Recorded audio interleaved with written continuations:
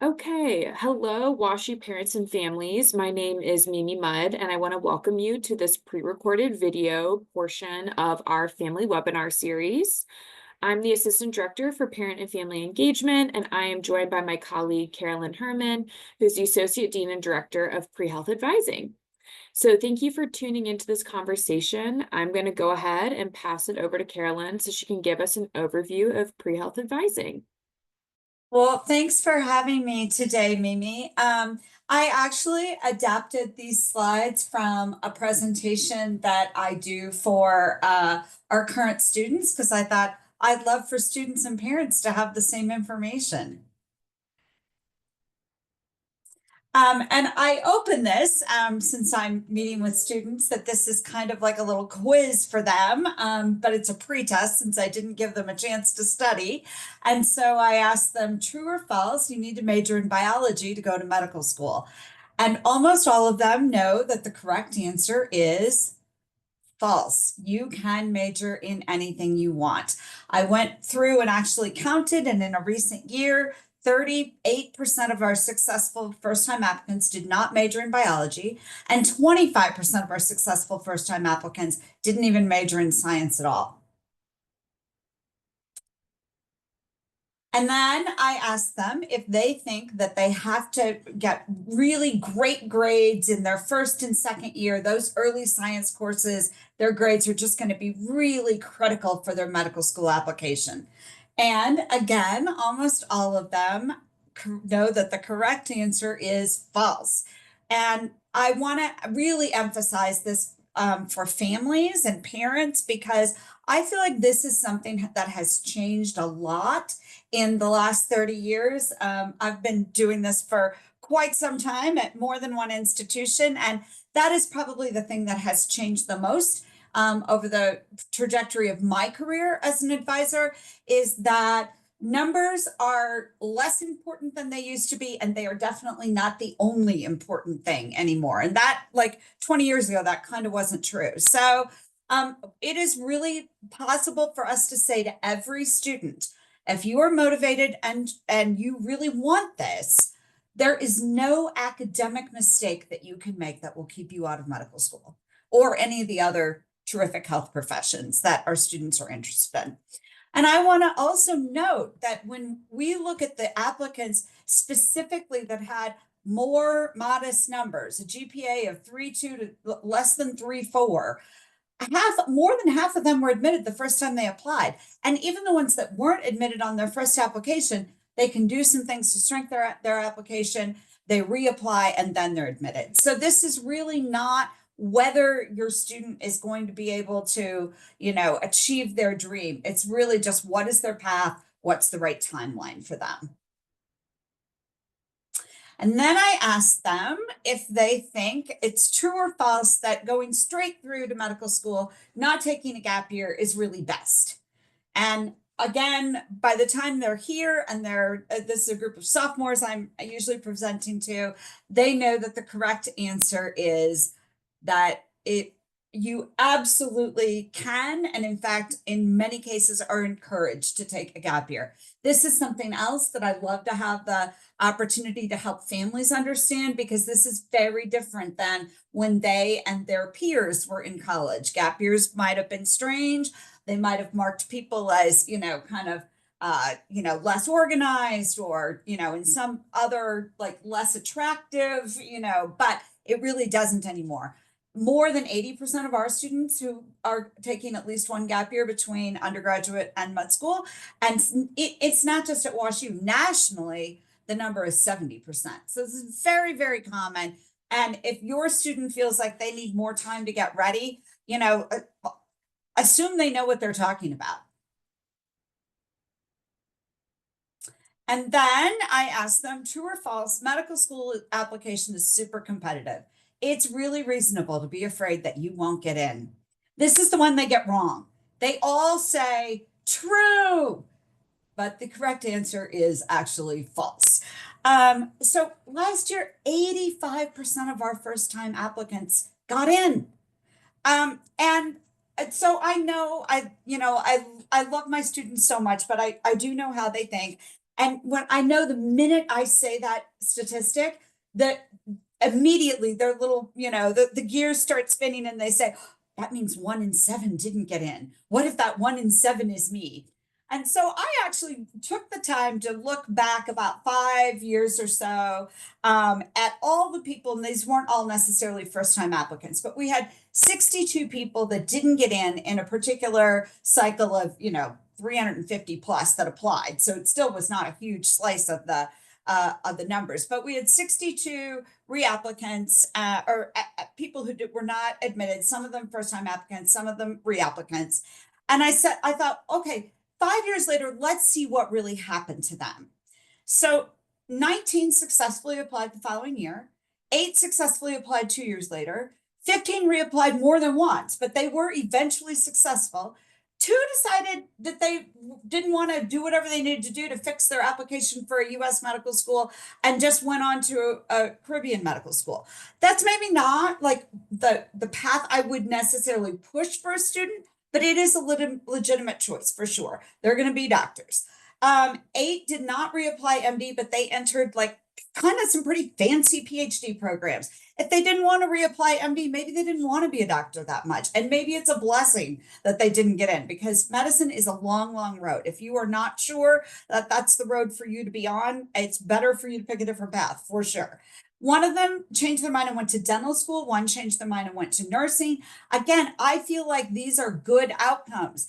If people don't want medicine enough to reapply, then, again, I think it's good for them to find the right thing for them. And then really only all of them stayed like in health or, sort of health adjacent. Only 3 out of 62 applicants just went and did something else entirely. So I feel really, really confident saying everybody who wants this is going to get in. It's not that competitive. It feels like maybe, it feels high stakes because, nationally, a lot of people apply and only like 44% of them nationally get in, but our students all do just fine, really, every last one of them. So I want to reassure you that you can just tell students that your student that, they're going to get there. They should listen to their pre-health advisor, be on the timeline that really makes sense for them so that they will be successful. And it's all gonna be well in the end. If it's not, if we don't have the outcome we want yet, then it's not the end yet.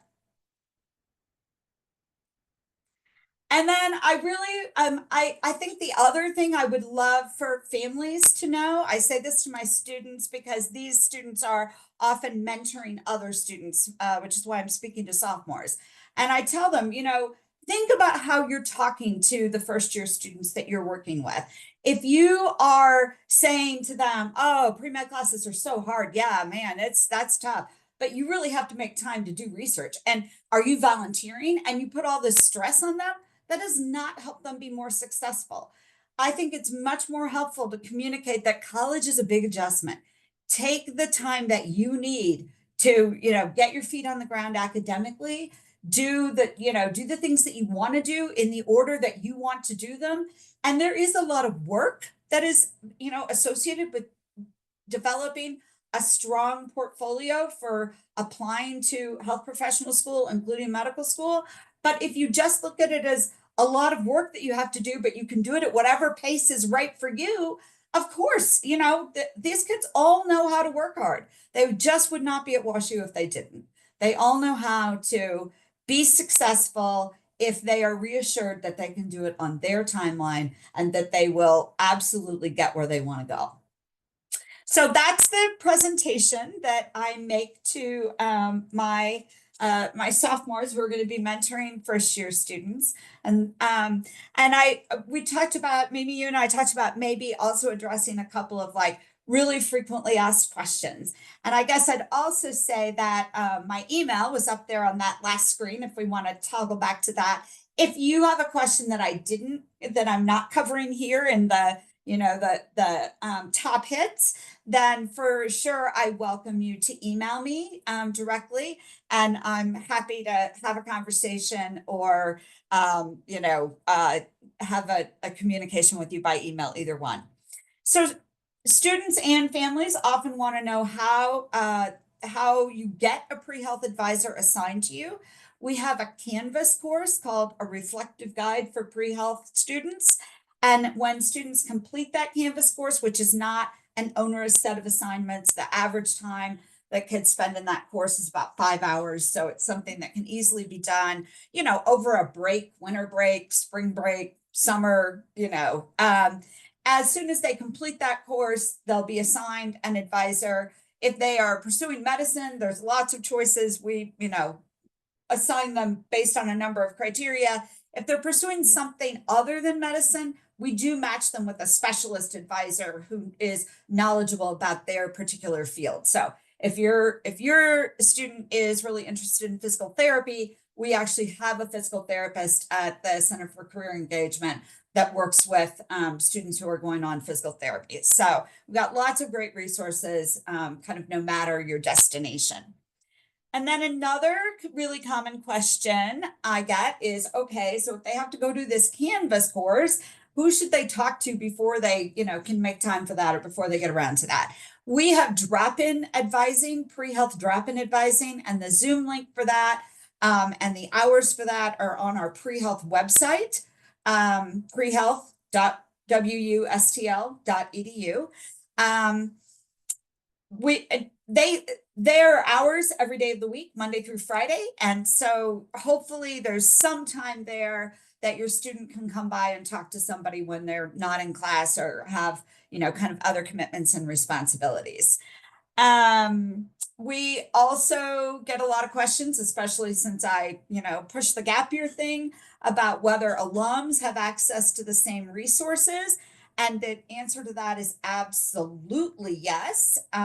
In fact, we were set up to do everything virtually for students who, were applying after graduation and maybe moving back home and taking a clinical job, or they were going to be living someplace other than St. Louis. We set up everything to be available virtually even before the pandemic, and we've even gotten better at it since then, since we all got to practice so much during the pandemic. So we really have no problem supporting students at a distance, and we, it's our privilege to support our alumni in their application whenever they decide that is right for them. I have students who go in the Peace Corps and then come back and spend a year taking the MCAT, and so it's 4 or 5 cycles after they've graduated before they're actually applying, and we're thrilled when we get to advise them and support their applications.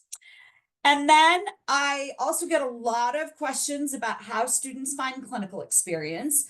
And I would say that this is the part where families can be really, really helpful.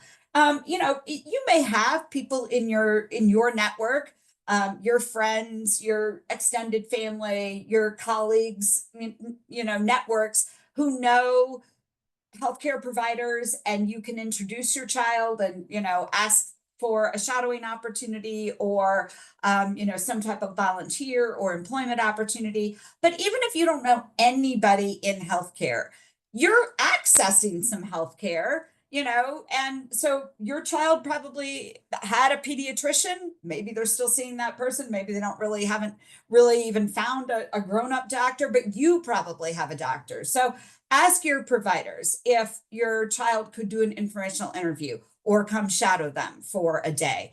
There are also, lots of students volunteer at local healthcare facilities while they're home over the summer.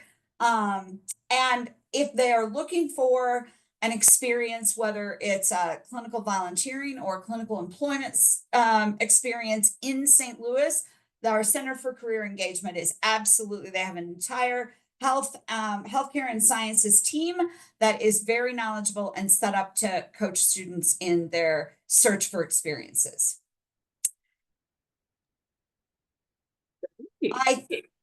Go ahead, Mimi. I was just gonna say thank you for all that information, and you just went, smoothly into the frequently asked questions. So thank you for all those answers. Was there additional information you wanted to add before I hopped in? I think really just, I think, oh, there is one more thing I would say. We have a parent guide on our pre-health website as well. So I don't know if there's a place to put prehealth.wustl.edu into like a chat or something on this, but if parents and families want to visit our website, we have a parent resource page. And so that's got some other great tips for supporting your student. Awesome. Great. Thank you so much. Okay, parents and families, we hope you found this video informative and that you enjoy this pre-recorded option for the family webinar series. Before closing out, I just want to plug our families.washu.edu website where you can find this video, other pre-recorded videos, and then recordings of live webinars. And I will say that we've done this pre-health webinar live with Carolyn the past few years. So if you're looking for more answers, you can also check out that recording as well, in addition to sending her an email. So thank you again, Carolyn, and I hope everyone has a good rest of their day.